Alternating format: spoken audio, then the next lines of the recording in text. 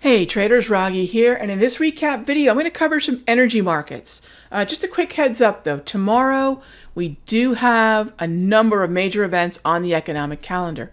I'm not ignoring the average earnings. We do cover a lot of currencies and Forex here at Simpler Futures, but I'm going to still leave the pound alone.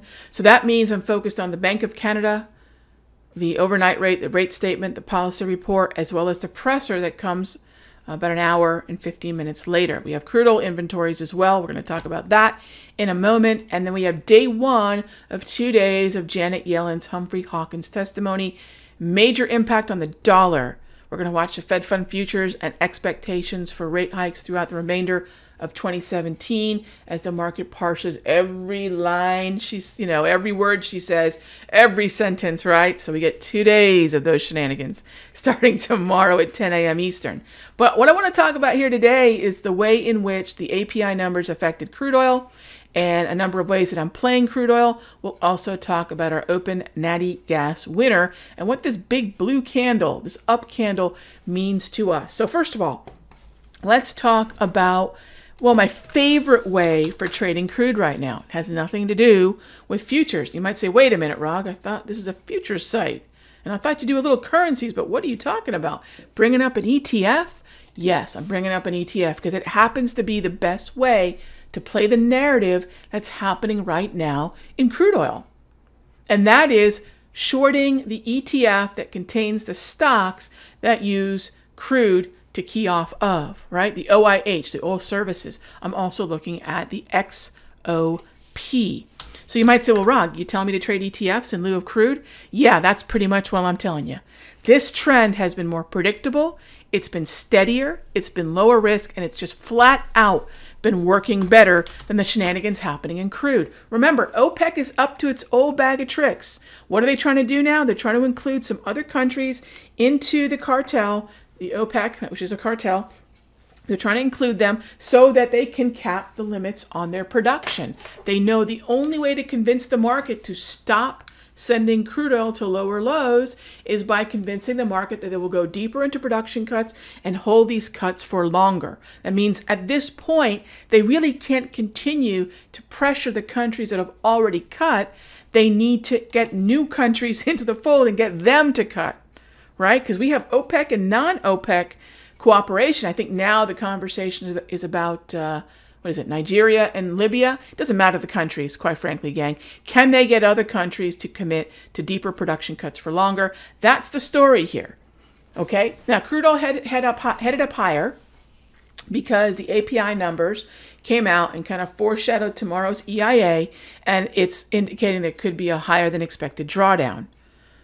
Well, if that's what's happening, that's obviously why crude's rallying, that larger than expected drawdown, which in no means even puts a dent in the obnoxious amount of crude oil glut that we have across the globe. But nonetheless, it's a bullish reaction to obviously the drawdown, which is cool.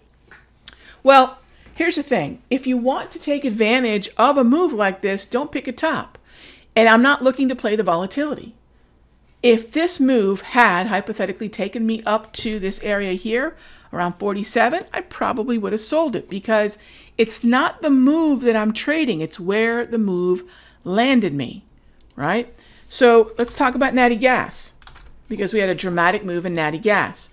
The narrative is changing, though, in natty gas, gang, because when we first shorted natty gas, and what a great winter this has been for us, when we first shorted natty gas, the NAFTA Mexico conversation what was really in play. Now Russia's in play. NAFTA and Mexico is bearish to natty gas. Russia, and I don't mean Russian politics, I mean Russia and how they're trying to talk natty gas up. You know, what OPEC is to crude, Russia is to natty gas, okay?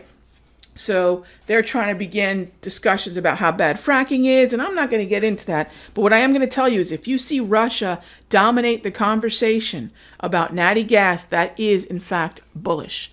All right? So while there is still an intact downtrend, I'm not going to guess at where the high is. By the way, I still have an open position in profits. It's smaller than it was because we've already peeled out of this trade, scaled out 3 times, but I still have the open position. So unless I get another shot at 3115, I'm not interested in a daily entry. But the question I keep getting is, well, Rog, how do we fade this? I want to sell this move, and I get it. What I'll tell you, though, to do, and I'll tell you the same thing on crude oil, is wait for an intraday rollover. We've already had one on the 5. Not as pretty. It's starting to chop around and meander. But we've already had one here. Wait for a 15-minute rollover. And take the short as the market breaks the Darvis low or the 34 EMA on the low. The Darvis would be a little bit more aggressive in this case.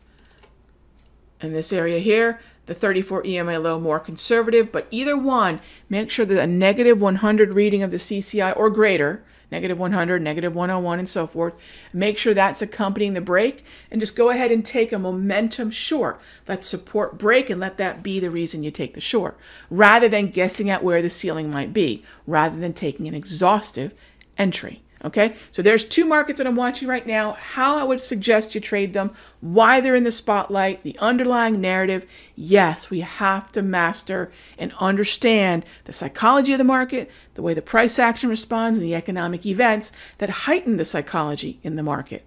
Okay, when you put that all together, man, now you've got a full story, and price action, I think, can be traded with a whole lot more confidence.